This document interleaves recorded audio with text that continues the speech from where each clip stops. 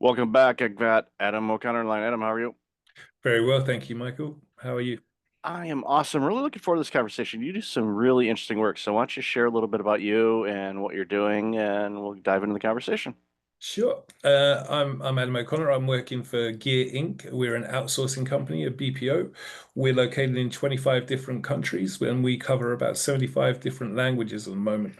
We do a lot of work in customer service and also in trust and safety online, looking after people. So basically, your company is C3PO. It just speaks all kinds of languages, and that's good. I mean, it Yeah. definitely, having that diverse of an organization really is helpful from a diversification, not just because you're diverse with all the different languages, but also, you know, different countries have different economic challenges from time to time. So if you have one market that might be a little bit soft, the other ones could be booming. So it's a great way to kind of distribute the work and the revenue streams and all of that. And one of the things, when the back office, it is one of those things that a lot of organizations, especially startups, but even big organizations, as you know, they kind of fumble around with it, and they don't have all the expertise. They may have a key player here and there, but they don't have the expertise to really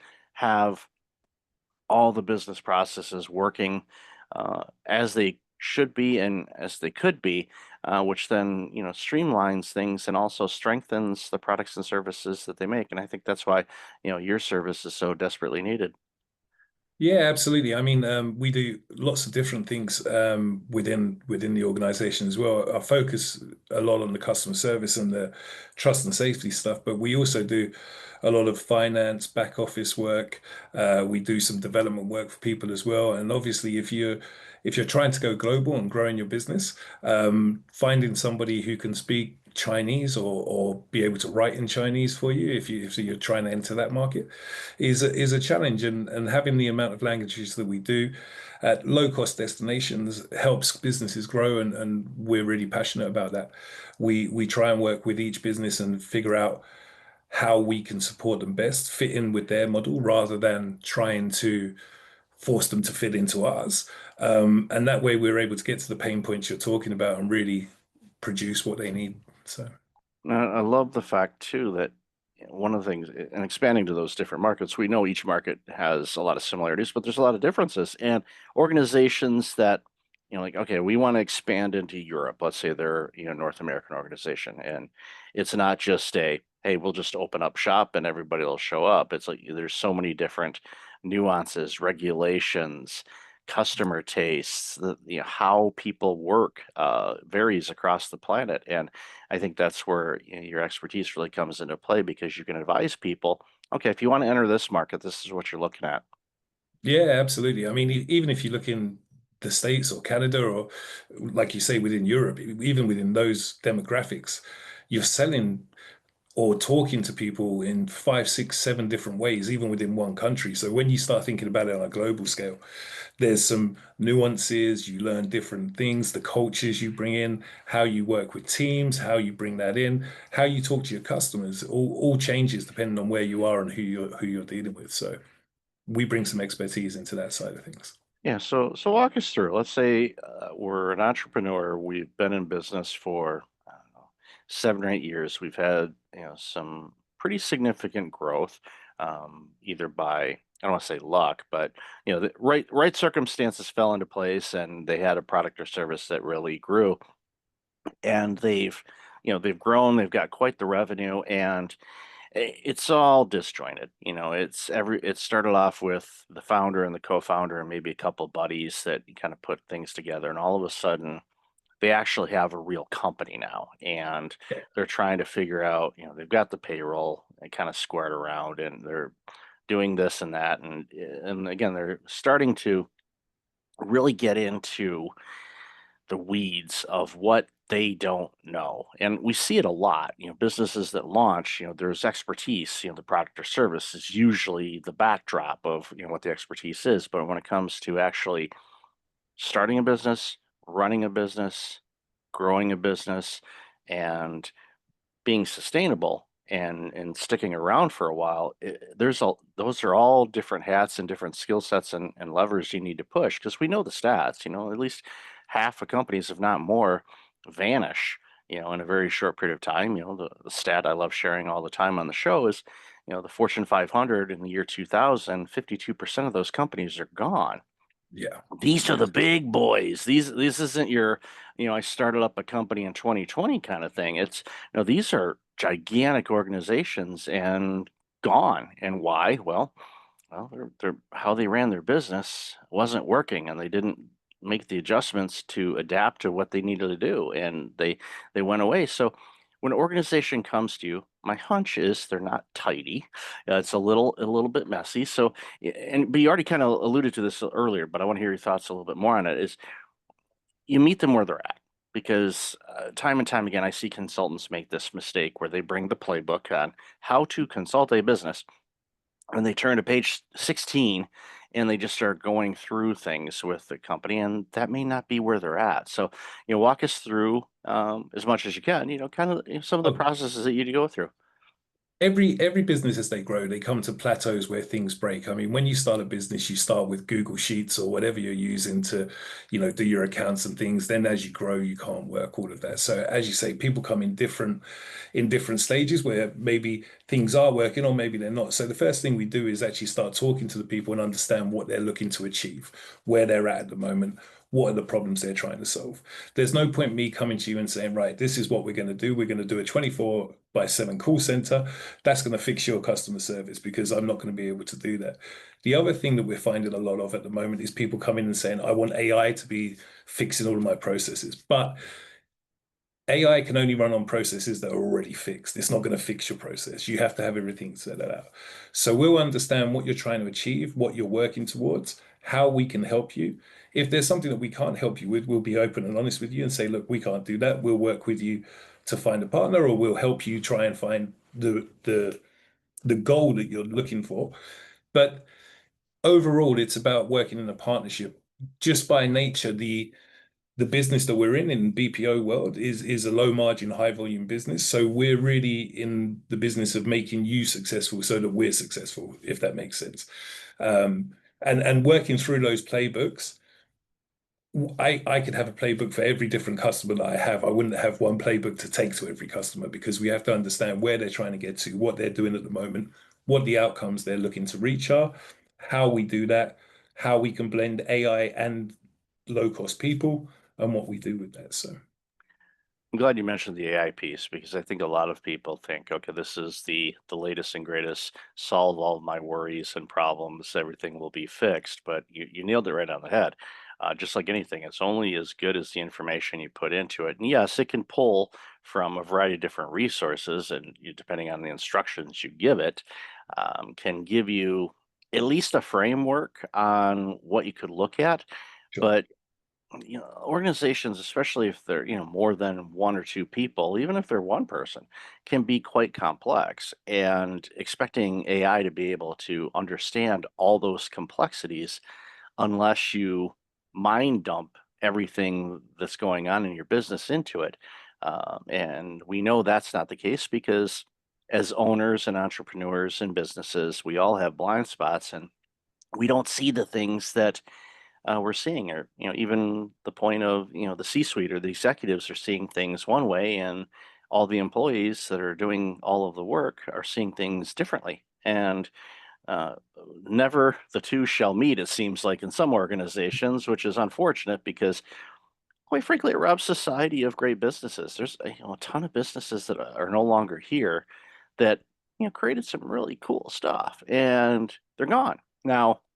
We can get other people to make things, but you look at it and you go, how could have this been prevented? And a lot of it is just, utilizing, organizations like yours. It's not like a case where you're going to be setting up camp and like, okay, we're going to live here forever now. And, it's like, will this person ever leave our couch? No, it's not that way, unless they want you to. It's like, it's okay for to each their own. But I think it comes down to, if you want your organization, and I'm a big advocate for this, I'm big on infrastructure, I'm big on systems, because once you get those humming along, within the organization that you have, then it allows you to be agile and also take opportunities or look at opportunities that come up and see, okay, how will this fit in our system? But if things are scattered, then a lot of it is, like my puppy, it's kind of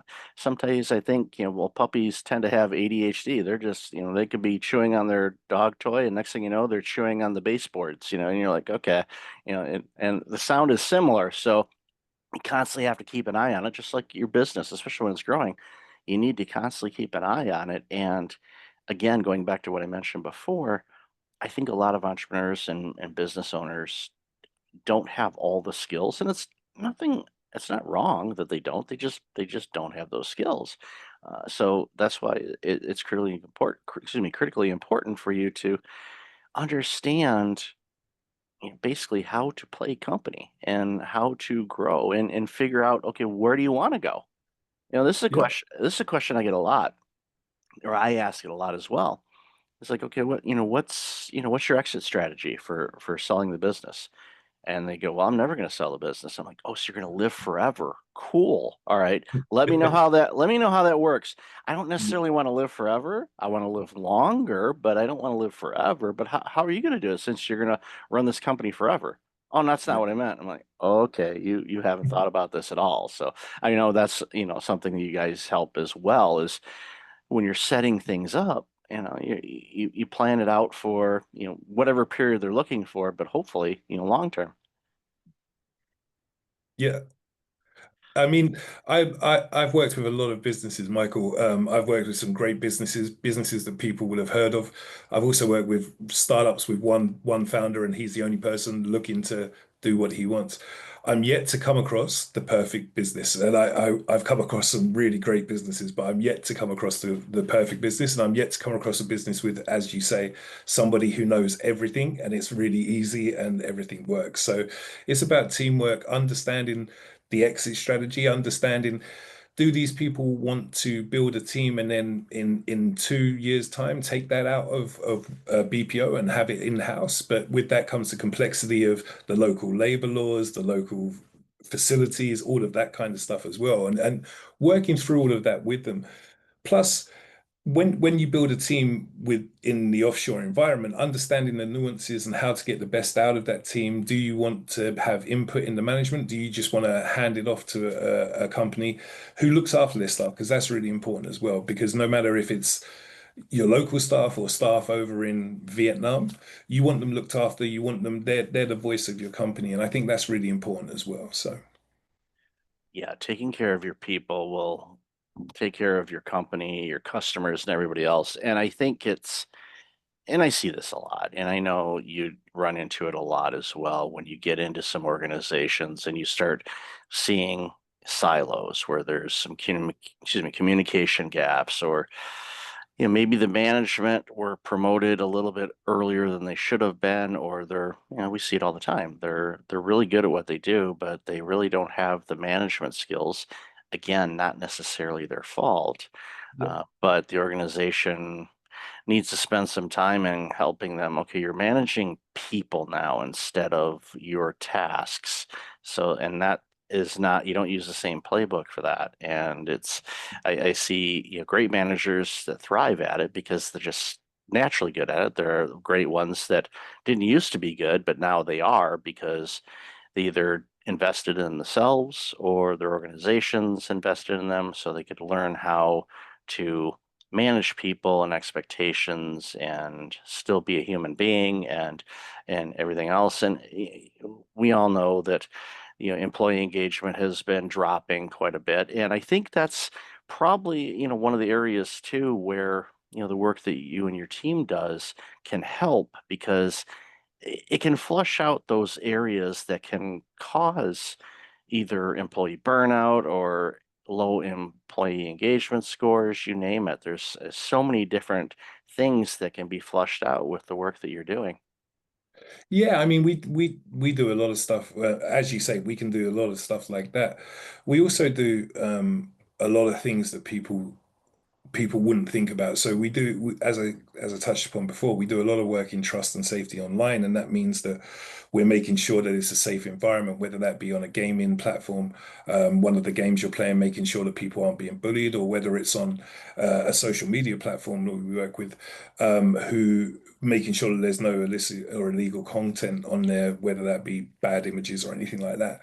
But what people don't understand is on the other side of that, the people that are working within those environments also need the counseling, to be looked after on the back end to make sure that they're in a good place to be able to do the job for your business as well. And we try and do that across the board. But obviously, some of the jobs that we do expose our employees to a lot more than the other jobs. So if you're a customer service agent, maybe you'll have someone screaming, shouting, and angry at you. You need a certain type of counseling. Whereas if you're vetting stuff online, you can come across some really awful things on there, and you need a different kind. So it's some of that knowledge and work that we do in the background as well that really helps us, and we make sure that your staff are looked after. So Makes a ton of sense to do that, and yeah, it's basically you're taking care of the people that are doing that work because online safety continues to be top priority, or it should be, with organizations. Not just cybersecurity, but just protecting your consumers. Like you said, they're on gambling or they're in some kind of a forum or something like that, and unfortunately, we have a lot of people that are keyboard warriors, as we like to call them, and they just decide to be a troll or spew hate or whatever towards others. And it's one of those things where, and I tell people all the time, I said, one of the reasons why those individuals do that, from my assessments, is, they're hurting or they've been hurt.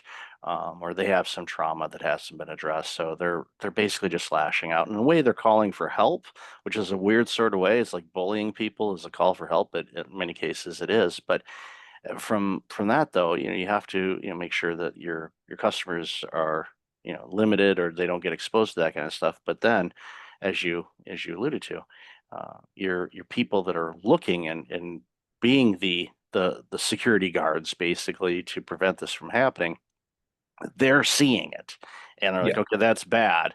But it's one of those things, like the old phrase is, what is seen cannot be unseen. So you have to kind of, help those people make sure, okay, everything all right. You saw something that was pretty graphic or yeah. terrible or something like that. What, do you need some help on this? What do you need? And that speaks volumes to the character of your company, because it's important to take care of your people. And I think a lot of times in organizations, like, yeah, we're protecting, from bad images and whatnot to be on there, but somebody's still seeing it, even though they're not That's allowing it to go through. So, it's easy to say, well, they got to be thick-skinned. I'm like, I've worked at, it's a lot no, deeper than yeah, no, yeah, it's a lot deeper. I worked in healthcare for a long time, and we saw patients, pass and have huge situations, and giving them a terminal diagnosis and all those things. It's horrendous information to share, and it's quite emotional, and that's why anytime because I was running primary care clinics, and anytime that I heard that there was something without violating patient privacy, it's like, oh yeah, we had to let a patient know today that they've got terminal cancer. And I'm like, okay, I don't need to know the details on any of it. I don't want to know, yeah, but how are you as a nurse, or how are you as a doctor? What do you need? Do you need a moment? Do we need to reschedule your appointments this afternoon? Do you want a coffee? What can we do to help you through this? It's like, well, let us know. Don't We're not just gonna, oh yeah, so Mrs. X is gonna pass away. Oh, yeah. okay. But it's like, it's a human being, and relationships and things like that. So in closing, I'm curious, where do you see things going over the next little while? I don't say in the next 5 years, because the last five Sure. years no one had a clue what we were going to go through. But what are some trends that you're noticing? I mean, obviously AI is one of them, but anything Yeah. else jumps out? I think with the AI stuff, I think everybody's jumping in feet first, and then you're going to see them backpedal a little bit and go back to human interactions, and they're going to find the balance between what AI should be doing and where the human should still be. I do think that AI is a great tool, and I think it's going to be really important for leveraging lots and lots of businesses around the world. I think we're going to find a lot of businesses continue to find their human side, as you touched upon earlier as well, and you're seeing that more and more recently as well, with people looking at how it affects people. And I think within the BPO industry, I think you're going to see a lot of consolidation between AI and BPO low cost destinations coming into businesses and making a gig economy, as it were, for workers. I think COVID changed the way that we work. Everybody learned to work in a remote scenario, and the next natural progression is, okay, if I can do that, where's the cheapest place? How do I make that work for my business? So Yeah, we see that a lot. You saw a lot of it, both in the US and Canada, where people would, and even around the world, where people say, okay, I can do my business online. All right. I know people that, picked up and left the UK and went to Costa Rica or went to wherever. It's like, as long as I got a good internet connection, I'm good and I can be where I want to be. And I think that that flexibility works out really well for organizations, and it also increases the talent pool because exactly. as internet access gets deployed in other countries that have historically have not had internet access, I think, of third world countries and things like that. I think about, the humongous reservoir of talent as well as consumers. Yeah. It's like we barely scratched the surface. There's going to be, we're seeing it in a lot of parts of the world where all of a sudden we're getting, it's like, oh wow, we've discovered a new subdivision of humanity on planet Earth, and they've never bought or used any of our services, and they've got skills that we didn't know we needed, and next thing the world gets a little bit smaller and more connected, and it's exciting times. And yeah, I agree with you on the AI thing. I think a lot of people jumped in there thinking, okay, this is the best thing ever, realized, maybe not. Let's scale this back a little bit because we see it. We see it in images and content and everything else. A lot of it is fairly easy to notice, like, oh yeah, AI wrote that. Or maybe, just some of us realize it because we've been playing around with it. But I think the human touch is something that people eventually are going to want to have more of, and we'll harmonize it all that. So, loved our conversation. Where can people find out more about you and all this amazing work you're doing? They can look me up on LinkedIn, Adam O'Connor. They can go to our website at www.gearinc.com, all one word, and they can find us there. That would be great. Thank you, Awesome. Mike. Oh, thank you for your time today. Really enjoyed our conversation, and I highly encourage everybody to go check you out on LinkedIn and what Gear Inc. is doing. It's doing some great stuff. So, thanks again for being on the show. Thanks, Michael. Take care.